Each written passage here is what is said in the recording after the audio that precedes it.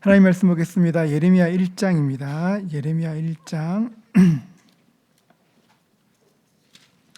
1장 1절부터 10절까지 말씀입니다. 예레미야 1장 1절부터 10절까지 말씀. 교독합니다. 베냐민 땅 아나돗의 제사장들 중 힐기야의 아들 예레미야의 말이라. 아몬의 아들 유다 왕 요시아가 다스린 지 13년에 여호와의 말씀이 예레미야에게 임하였고, 요시야의 아들 유다의 왕 여호야김 시대부터 요시야의 아들 유다의 왕 시드기야의 11년 말까지 곧 5월에 예루살렘에 사로잡혀 가기까지 임하니라. 여호와의 말씀이 내게 임하니라. 이르시되 내가 너를 모태에 짓기 전에 너를 알았고 내가 배에서 나오기 전에 너를 성별하였고 너를 여러 나라의 선지자로 세웠노라 하시기로.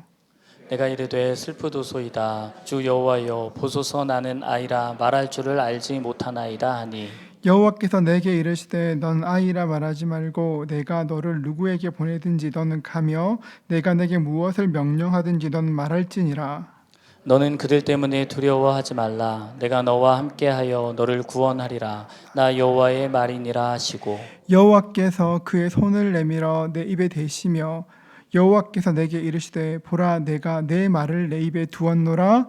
보라 내가 오늘 너를 여러 나라와 여러 왕국 위에 세워 내가 그것들을 뽑고 파괴하며 파멸하고 넘어뜨리며 건설하고 심게 하였느니라 하시니라. 아멘. 옆 사람과 인사하시겠습니다. 잘 오셨습니다. 네, 잘 오셨습니다.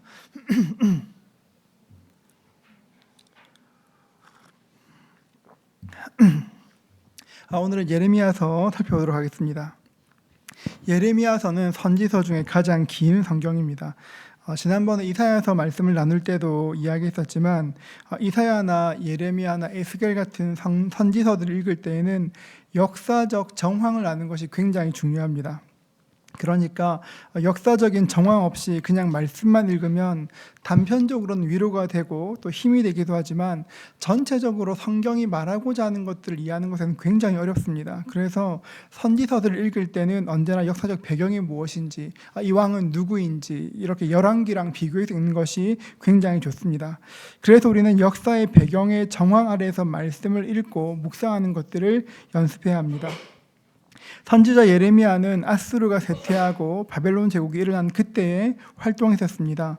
예레미야서의 전체 표제인 1장 1절부터 3절까지 말씀을 보면 요시야 13년부터 시드기야 11년, 그러니까 BC 627년부터 586년까지, 그러니까 남유다가 망하는 그날까지 마지막 40년간의 기록이 담겨 있는 것입니다. 그러니까 예레미야서는 나라가 망하는 40년의 기록들이 담겨 있는 것입니다. 여러분 성경에 그러니까 나라가 망하는 40년의 역사가 담겨 있다면 그 성경의 분위기가 어떨까요, 여러분? 좀 침울하지 않겠습니까? 똑같은 그런 분위기입니다. 그래서 굉장히 예레미야서는 무겁고 침울합니다. 예레미야가 유다의 멸망 때 활동했기 때문에 예레미야서에는 바벨론과 느부갓네살 왕이 밀접하게 연결되어 있고 이 두 이름이 200번 이상 나오게 됩니다. 우리가 구약의 역사서를 읽을 때, 선지서를 읽을 때 중요하게 생각해야 될 것이 뭐냐면 신명기적 관점입니다. 신명기가 말하는 것이 굉장히 중요한데요. 신명기가 말하는 건 굉장히 단순합니다. 하나님께 순종하면 복을 받고 번영하게 될 것이고 하나님께 순종하지 않으면 하나님을 거역하면 망하게 될 것이라는 것입니다. 지금 당장 망하지 않아도 반드시 망한다고 이야기합니다. 지금 예레미야가 말하는 것도 그런 것입니다. 예루살렘이 지금 망하는 것은 바벨론이 강해서 망하는 것이 아니라 이스라엘 왕과 백성들의 범죄 때문이고 어서 돌아오라고 이야기합니다. 그래서 예레미야의 별명이 눈물의 선지자입니다. 여러분, 왜 눈물의 선지자일까요? 다른 선지자들은 하나님의 말씀이 이루어지면 예언이 성취될 때마다 기뻐하고 즐거워했습니다. 그런데 예레미야는 하나님께서 말씀하신 것들이 하나하나 자세히 이루어져도 기뻐할 수가 없었습니다. 왜냐하면 그 모든 것들이 망국, 그 나라가 망하는 것과 관계되어 있었기 때문에 그렇습니다. 예레미야의 메시지는 예루살렘의 심판입니다. 이사야가 처음 활동을 시작했을 때 남유다의 왕은 히스기야였습니다. 히스기야는 하나님만 의지했고 유다의 큰 부흥과 회복을 경험하였습니다. 하지만 히스기야가 죽고 악한 왕들이 계속 나오고 나라는 점점 기울었습니다. 시간이 지나 다시 한번 유다의 요시야라는 굉장히 위대한 왕이 나타났습니다. 요시야는 히스기야에 버금갈 만큼 이렇게 하나님에 대해 열심히 있었습니다. 이것이 중요한 이유가 신명기적 관점인데요. 하나님께 순종하면 복이 만다 아닙니까? 그러니까 요시야가 하나님 말씀에 순종하며 백성을 이끌었습니다. 그랬더니만 정말 그 짧은 시간이었지만 큰 영광을 보게 되었습니다. 그러다가 요시야는 바벨론에 의해서 전사당하게 됩니다. 언젠가 이렇게 왕들의 이야기를 쭉 설교하게 될 때가 있을 텐데 그때 들으시면 또 우리가 기억하면 아시겠지만 정말로 요시야가 너무 이른 나이에 일찍 죽었습니다. 너무너무 아쉬웠습니다. 이제 요시야 이후로 유다는 멸망을 향해서 달려가게 됩니다. 그냥 가는 것이 아니라 속도를 내며 막 달려가게 됩니다. 그 상황에서 예레미야가 말씀을 증가하는 것입니다. 그러니까 당시 사람들에게는 예레미야의 메시지가 굉장히 불편했습니다.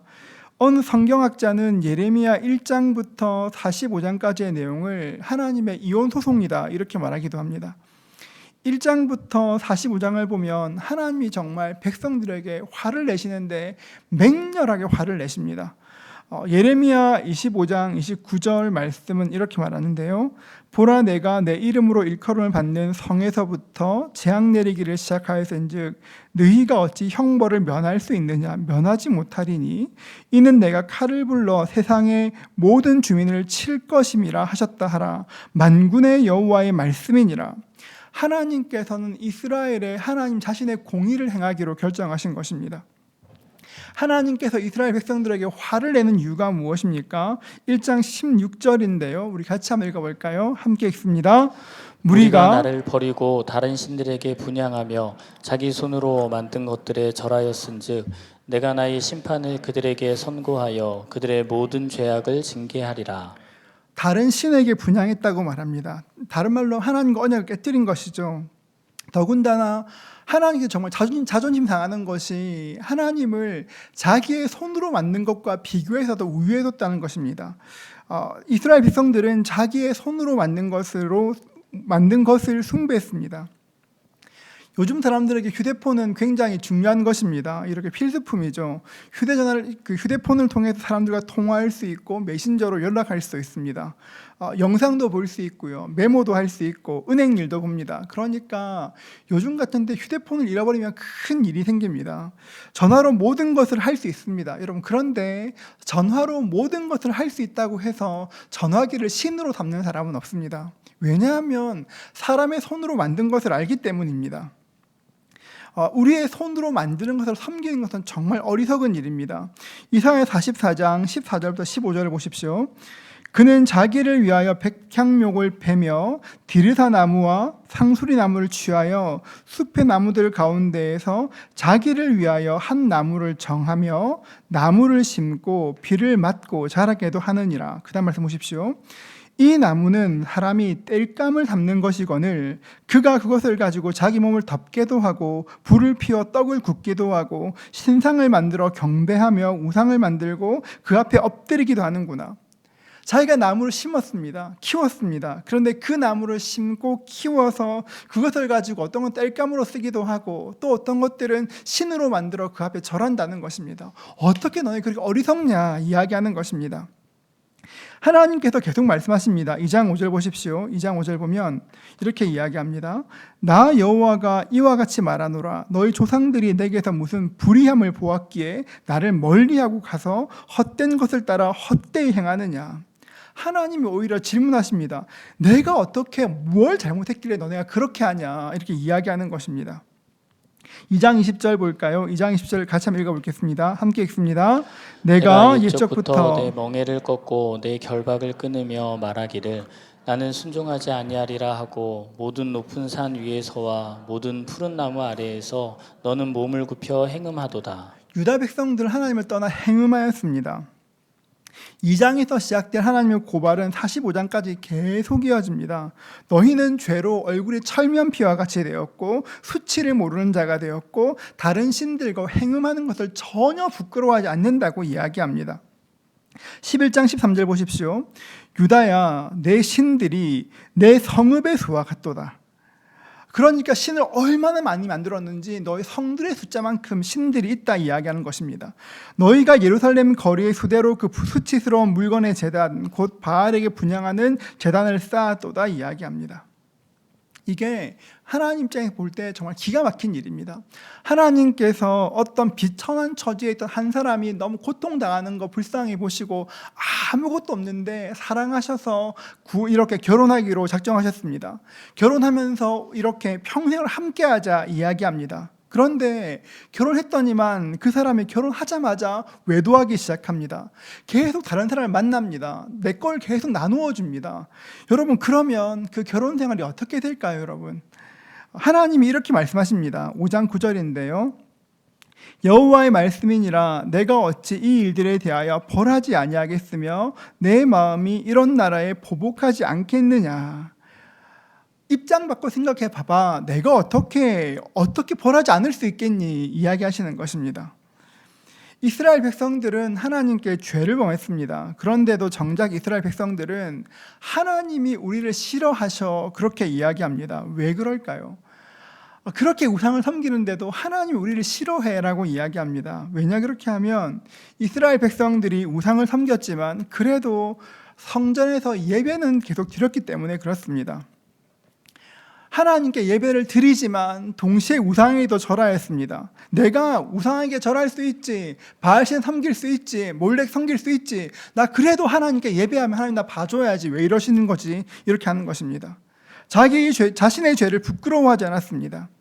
예레미야가 성전에 했던 설교들을 쭉 보면 영적으로 간음하고도 자신은 부끄럽지 않다 말하는 이스라엘 백성들에게 조롱하는 것처럼 이야기합니다. 그래, 앞으로도 아무런 일도 일어나지 않을 것이고 앞으로도 아무 일도 없을 것이니까 너희가 원하는 대로 살아봐 이렇게 이야기하는 것입니다. 예레미야 7장에 보면 이런 말씀이 있습니다. 이스라엘 백성들이 몰렉 신을 섬겼습니다. 이게 참 되게 그런데요. 몰렉이 어떤 신이냐면 제물로 자기의 자녀를 요구하는 신이었습니다. 여러분, 어떻게 내 자녀를 제물이라는 것이 그냥 상징적이 아니라 실제로 이렇게 죽인다는 것입니다. 선지서에 앞으로 반복되어 나오겠지만 몰렉은 소처럼 생긴 신입니다. 이렇게 신이 있는데 그 아래에는 아궁이가 있습니다. 놋으로 만들어진 신인데요. 아래는 아궁이가 있습니다. 여기에 불을 피워서 놋이 달구어지면 그 팔에 아이를 얹어서 불로 지져 죽이게 됩니다.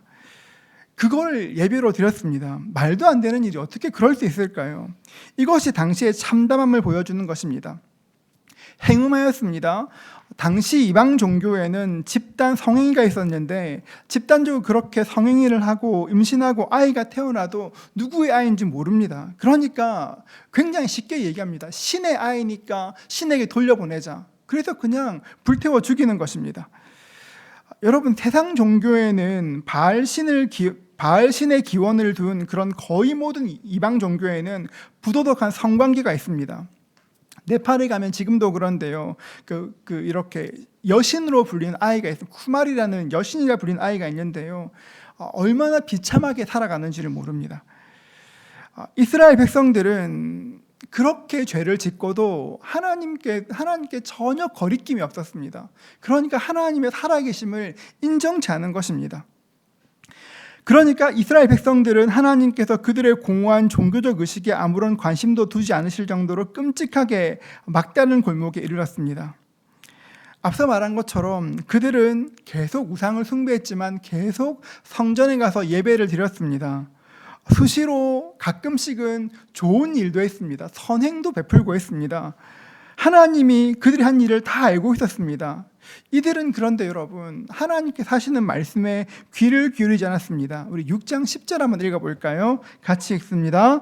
내가 누구에게 말하며 누구에게 경책하여 듣게 할꼬 보라 그 귀가 할례를 받지 못하였으므로 듣지 못하는도다.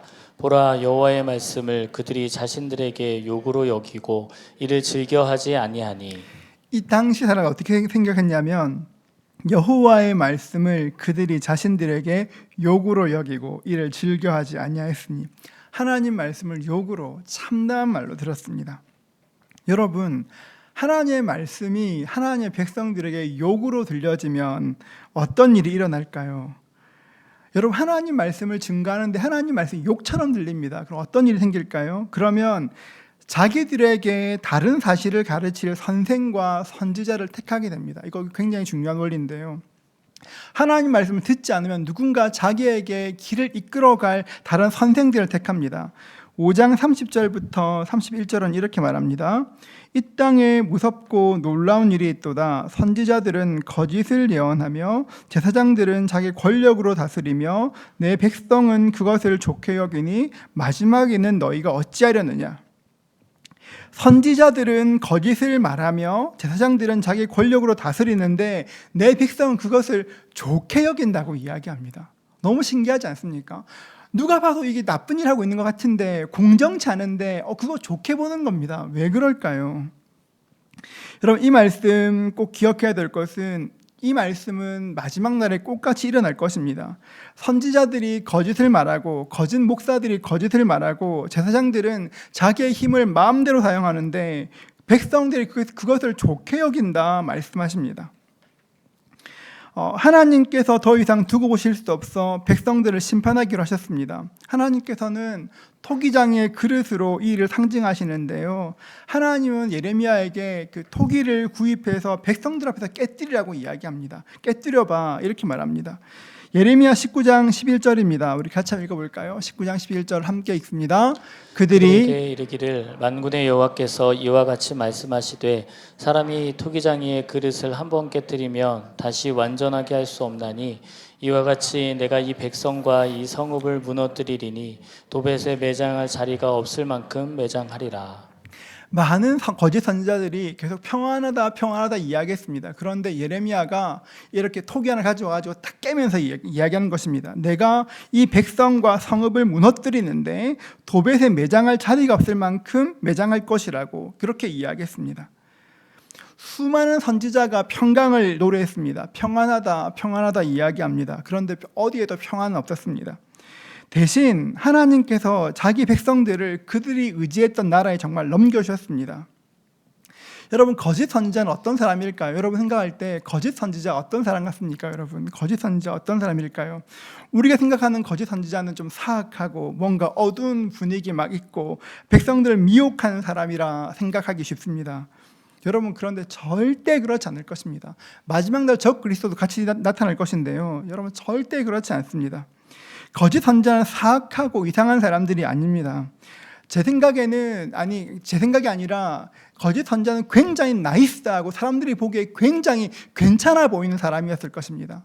이렇게 굉장히 체격도 좋고 얼굴도 잘생기고 말을 하면 그래 진짜 같아 믿어지는 그런 사람이었을 것입니다.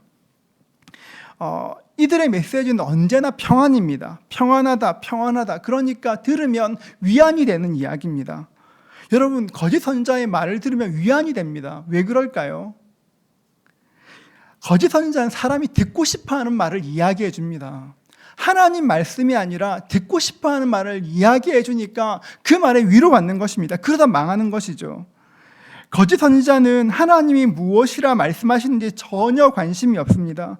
백성들이 듣고 싶은 이야기 그냥 멋지게 해주는 것입니다. 그러니까 백성들이 그 메시지를 좋아합니다. 그 얘기를 들으면 굉장히 이렇게 마음의 위로가 됩니다. 예레미야 시대 때는 예레미야가 메시지를 증거하면 이제 망할 거다, 너네 포로될 것이다, 사로잡혀가면 그 바벨론에 가면 거기서 씨를 심고 포도원을 가꾸어라, 거기 살아라, 그러면 하나님이 약속하신 그때 돌아오게 하실 거다 이야기했지만 거짓 선지자들의 예언은 달랐습니다. 성경에 기록되어 있는데요, 이렇게 말합니다. 너희가 이렇게 지금 두려워하지만 바벨론은 포위를 풀고 돌아갈 것이다. 지금 바벨론은 이렇게 있지만 금방 망할 것이다.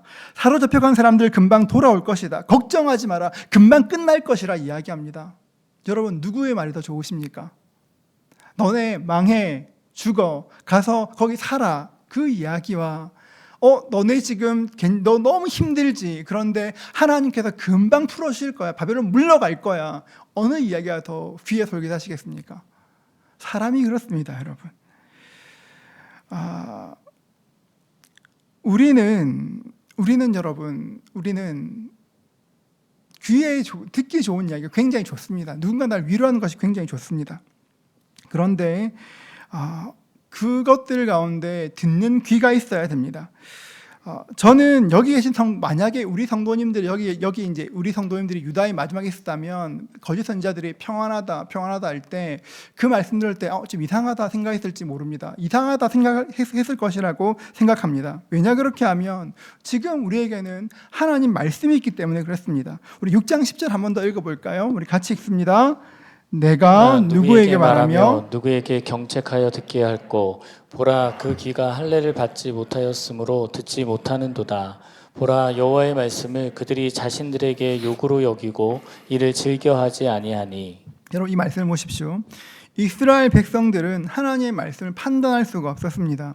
하나님 말씀 들을 귀가 없었습니다. 하나님 말씀을 자신에게 욕으로 듣고 이렇게 즐겨 듣지 않으니까 아무리 하나님 말씀하셔도 그 말씀이 들리지 않았습니다. 여러분 지금 우리가 이열치열 열심히 하고 있는데요. 우리 성경 읽는 이유가 무엇입니까?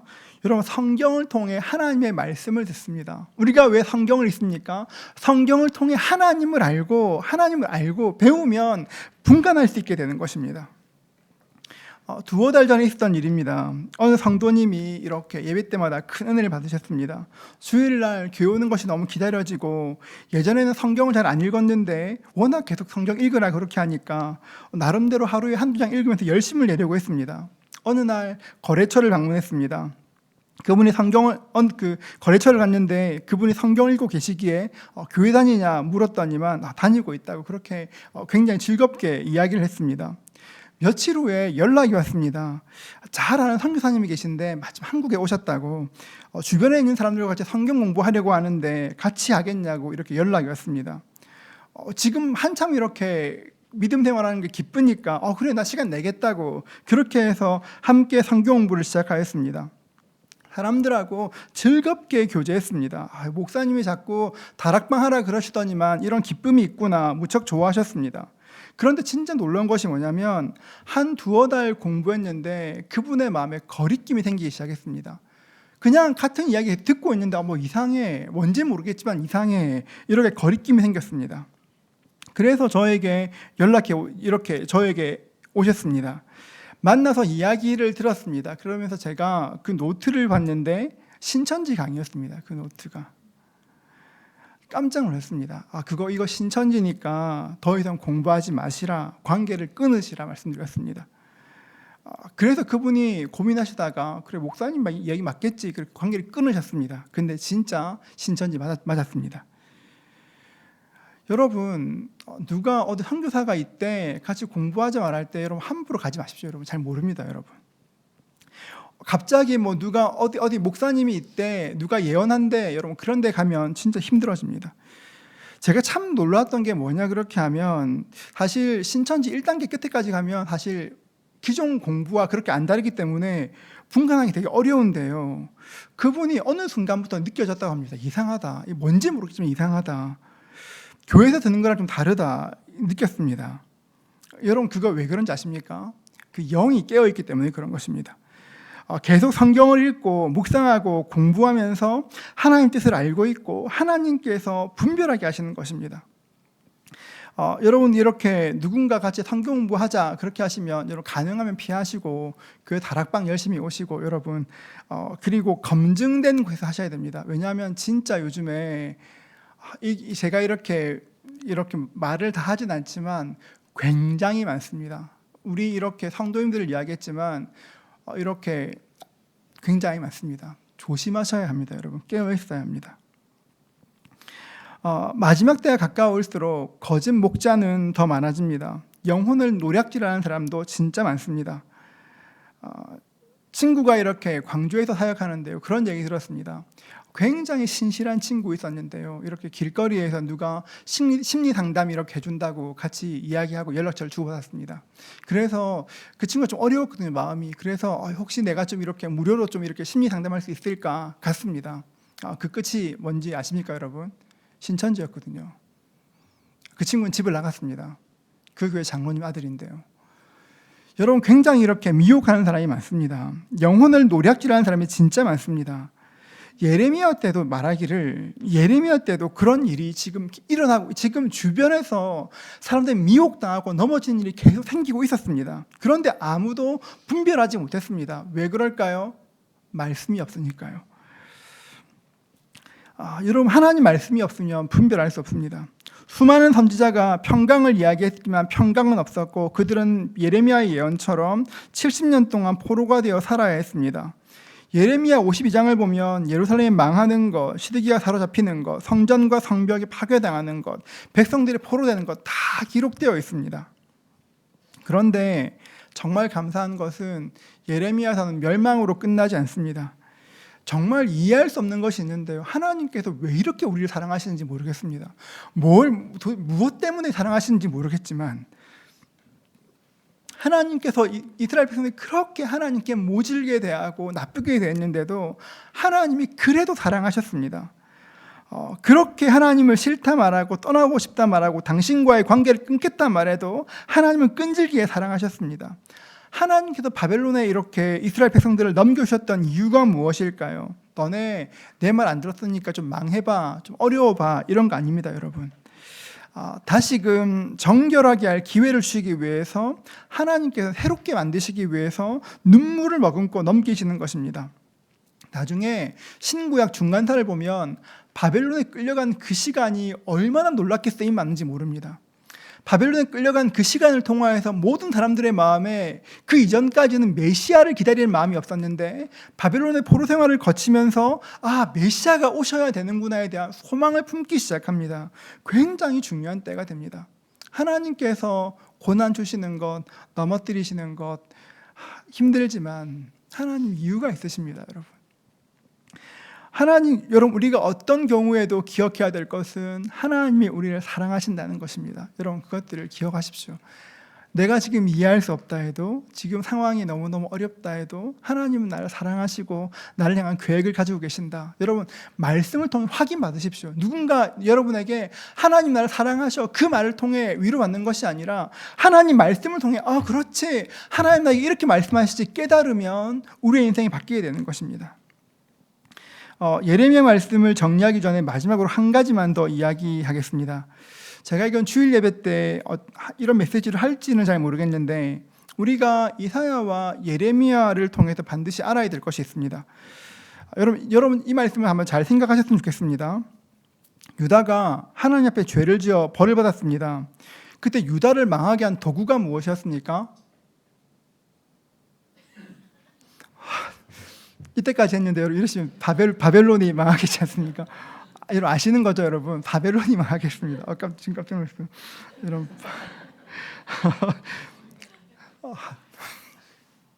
바벨론이 망하겠죠. 북이스라엘은 아수르. 여러분 다행입니다, 아셔서. 자, 바벨론이 망하겠습니다. 바벨론이 유다를 세 차례에 걸쳐 침공하고 포로로 삼고 성벽을 헐고 성전을 헐었습니다. 여러분, 그런데 바벨론은 여러분 역사상, 그러니까 그 다니엘의 환상에도 나오는 것처럼 바벨론은 인류가 세운 역사상 가장 최고의 제국 중의 제국이었습니다. 가장 강력한 나라였습니다. 근데 진짜 신기한 게요, 이렇게 그 강한 힘을 가지고 하나님 백성들을 멸했습니다. 그런데 바벨론이 유다를 망하게 한 대가가 뭔지 아십니까? 바벨론이 하나님의 도구가 되어서 유다를 이렇게 벌하고 망하게 했습니다. 하나님의 백성들을 벌한 대가가 뭔지 아십니까? 자기도 망하는 겁니다, 여러분. 진짜 무섭죠? 역사학자들은 진짜 궁금해합니다. 어떻게 바벨론이 망하지? 여러분, 진짜 그 성이 어마어마하거든요.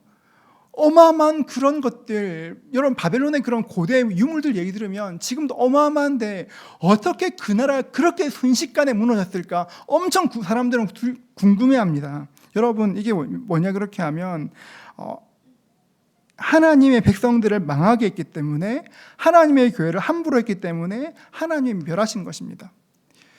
여러분, 저는 이 말씀을 굉장히 무서워합니다. 목사니까 저는 교회에서 이것저것 이렇게 관여할 일이 많지 않습니까? 그런데 제가 늘 걱정합니다. 제일 늘 근심합니다. 혹시 내가 어떤 일에 바벨론처럼 교만하게 행동해서 교회에 아니면 성도님들께 해를 입힐까 봐 겁냅니다. 왜냐하면 그 끝이 어떤지 저는 잘 알거든요, 여러분. 교회 역사를 보면 수많은 사람들이 힘이 있고 이렇게 무언가 할 수 있을 때, 힘이 있다 생각할 때 바벨론처럼 하다가 결국 망하는 것들을 보게 됩니다. 저는 교회에 건강한 의사소통이 꼭 필요하다고 생각합니다. 교회에는 그 어떤 일도 성역 없이 이야기할 수 있어야 합니다.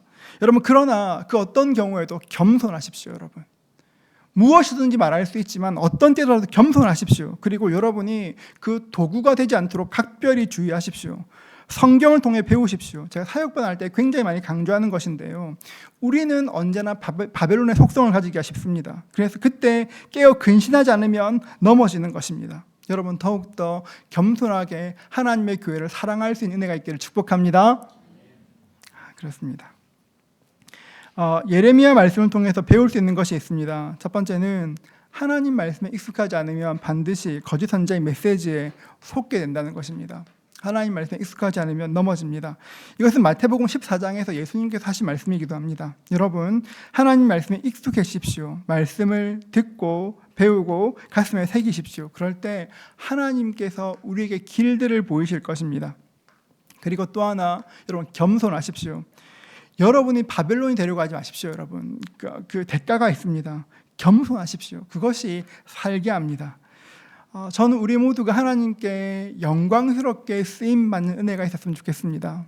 저는 여러분들을 통해서 하나님이 드러났으면 좋겠습니다. 여러분이 가정에 있건 직장에 있건 어디 있건 간에 여러분이 있는 곳에 하나님이 계신 것 볼 수 있으면 좋겠습니다. 여러분, 그것들을 사모할 수 있기를 축복합니다. 여러분, 하나님을 사모하는 사람들에게 하나님께서 오시게 됩니다. 예레미야가 아무도 그 시대 그 누구도 하나님 말씀에 귀를 기울이지 않았지만 예레미야 딱 한 사람이 귀를 기울였더니 그 사람에게 말씀이 임하지 않았습니까? 우리도 그럴 겁니다. 시대가 아니라 하나님 말씀에 귀를 기울이면 하나님이 듣게 하시고 우리에게 시대를 뛰어넘는 은혜를 허락해 주실 것입니다. 그 은혜 누리실 수 있기를 축복합니다.